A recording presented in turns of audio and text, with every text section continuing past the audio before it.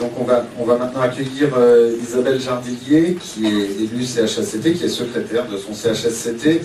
Et alors Isabelle travaille chez un opérateur téléphonique célèbre, qui par ailleurs est l'ancien opérateur public. Voilà. C'est dit, c'est pas moi qui l'ai dit. Bonsoir. Alors, bon, moi je tenais à témoigner de mon expérience donc, au niveau du CHSCT. Bon, parfois, bien souvent, j'ai l'impression de ne pas servir à grand chose, mais quand même, avec le recul, je me dis que notre mission n'est pas inutile. Et ce à quoi on est confronté, enfin, nos élections professionnelles vont avoir lieu en novembre. Voilà. Donc, a priori, on repart CE, DP, CHS. On verra la suite. Ce à quoi on est confronté, nous, actuellement, là, souvent, en CHSCT, c'est l'argument économique dont on a parlé avant. Les dossiers nous sont souvent présentés sous l'angle l'environnement concurrentiel, il faut s'adapter par rapport aux usages des clients, les produits, les services qui évoluent, la pérennité des emplois. Donc souvent, en CHS, nous, quand on nous présente en première info, souvent un dossier qui est le simple copier-coller du dossier CE, à nous après de batailler pour obtenir un dossier qui est constitué sous l'angle de la santé et du CHSCT. Donc ça c'est assez compliqué, mais bon, on bataille pour faire ça. Et actuellement, donc, moi je sais que je vais, quand je peux, aux réunions DP pour appuyer les DP. Parce que tout ce qui est de l'ordre des réclamations collectives et individuelles qu'ils peuvent aborder par rapport notamment à la protection sociale ou à la santé ou à la sécurité, ce sont des choses qu'ils ne maîtrisent pas forcément, et souvent ils me sollicitent pour venir en appui dans ces réunions. Donc après, si le CHSCT est sans cesse, si on avance sans cesse l'argument de l'économique, ça prend le pas après sur l'argument de la santé et de la sécurité des salariés. Et moi, ma crainte aussi, c'est de voir, du coup, aujourd'hui, on représente quand même un certain contre-pouvoir, même si c'est limité. Mais si après, le nombre d'élus et le nombre d'heures diminue, du coup, les gens vont avoir moins de moyens pour faire, bien sûr, pour mener leur mission et être sur le terrain.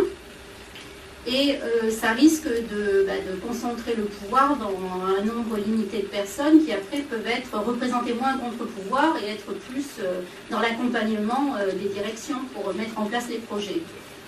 Ce qui m'interpelle aussi, c'est tout ce qui est suivi des accidents du travail, les données d'absentéisme, même si nous on a du mal à obtenir des données qui sont exploitables après, on essaye quand même, on les réclame et on fait notifier que ces données ne nous satisfont pas, etc. Mais alors, qu'est-ce qu'il en sera après? Surtout qu'actuellement, on est dans un contexte de fort développement de télétravail, donc on voit de moins en moins les salariés. Les salariés sont de plus en plus isolés, donc je ne sais pas ce qu'il en sera enfin moi ça m'inquiète du maintien d'un contre-pouvoir dans ce contexte-là.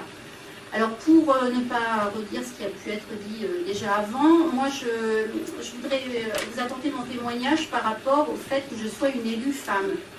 Alors on a bien sûr, comme beaucoup de boîtes, un accord égalité professionnelle, et récemment le bilan nous a été présenté au niveau régional, et bien sûr la direction se félicite de la progression du taux de féminisation des instances de représentation du personnel, sachant que en DP, en délégué du personnel et en CE, les femmes sont plutôt suppléantes.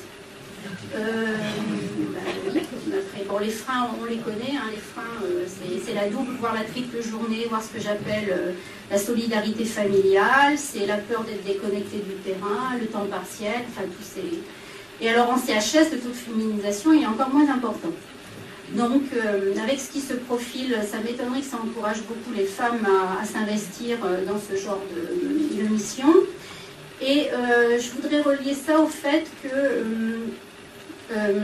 à la lutte contre le sexisme, parce que j'ai été confrontée, moi personnellement, parce que j'ai fait un accident du travail qui a été imputé à l'entreprise, Et pour amener ce sujet au niveau du CHSCT, de cette problématique du sexisme et de la lutte contre le sexisme, Marie disait que la question santé était très difficile à aborder en entreprise au CHS, mais la question de la santé affectée par le sexisme, encore plus. Hein, ça a été extrêmement difficile et compliqué.